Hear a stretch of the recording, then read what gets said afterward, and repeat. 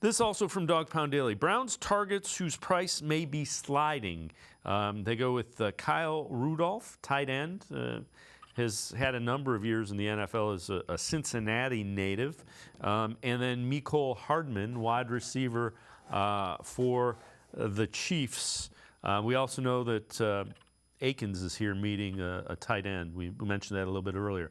Do you see, a pass catcher, be it a tight end or a wide receiver, potentially being added?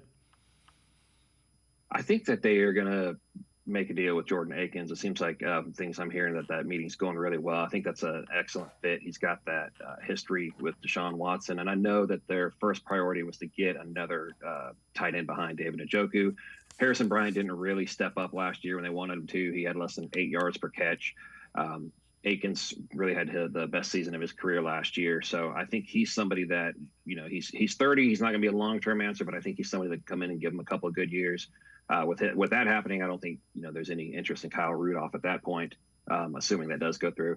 At wide receiver, Juan Thornhill's already been getting on Twitter and trying to tell Mecole Hardman to come out there. I think he is a perfect fit. He's what they want. He's what they need. He can play the slot. He can get deep. If something were to happen with Jakeem Grant, he can also return kicks. So, Greg Newland is the one who wrote that article and talking about the price of sliding. I think last year we saw some crazy contracts going out to wide receivers. The wide receiver out, Christian Kirk, sorry, I was forgetting his name for a second. Christian Kirk in Jacksonville got a massive deal that nobody saw coming, but this year the receivers aren't getting that. So, perhaps that means Mecole Hardman's going to be a little bit more feasible for the Browns.